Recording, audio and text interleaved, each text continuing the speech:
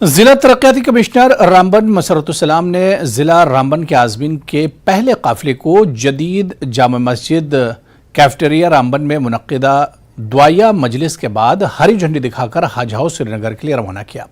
ضلع رامبن کے رواں سال کے 115 عازمین حج میں سے 8 افراد پر مشتمل پہلا قافلہ سری نگر ایئرپورٹ سے جدہ کے لیے سفر محمود کے لیے روانہ ہوگا۔ واضح ہے کہ ضلع رامبن کے باقی 97 عازمین 15 جون کو سری نگر ایئرپورٹ کے لیے روانہ ہوں گے۔ حج کمیٹی اور مقامی انتظامیہ کی جانب سے سفر محمود پر جانے والے عازمین کے لیے انتظامات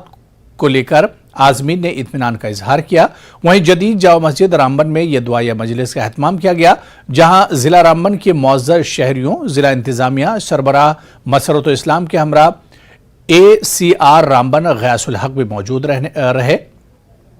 اس موقع پر امام جامع مسجد مفتی نذیر احمد نے تمام عازمین کا استقبال کیا۔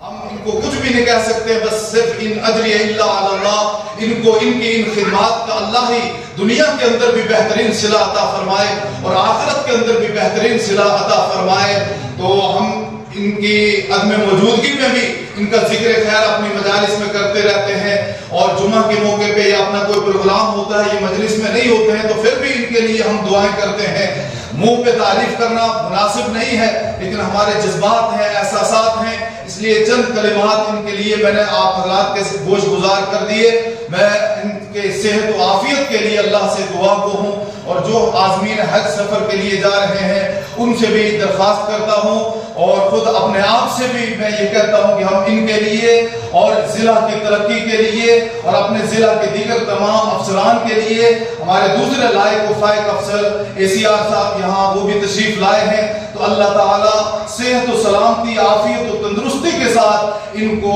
اس ضلع کی خدمت انجام دینے کی توفیق عطا فرمائے۔